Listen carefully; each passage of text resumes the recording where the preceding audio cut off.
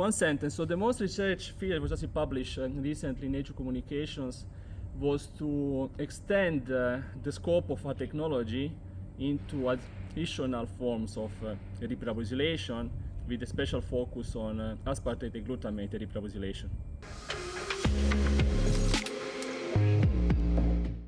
So we actually combined many different methods, from chemical biology approaches to modular antibody approaches and also proteomics. So it's really a combination of many sophisticated techniques.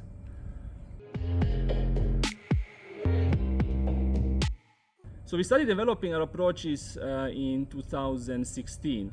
So it was really took us many years, because we had like a major breakthrough by converting our basic discoveries into a technology, but then we really had to improve all these methods and also add other technology to transform this proof of concept technology into very mature tools that are actually quite useful for many in the field.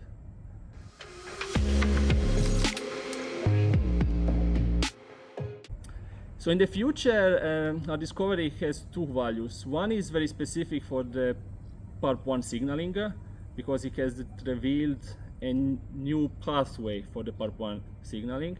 And the second value is really this conversion from this basic discovery to the technology, which then goes beyond the simple PARP1 signaling, and is important for almost all forms of ADP-Ribosylation, including stir twins, which are very important in aging research, and other processes.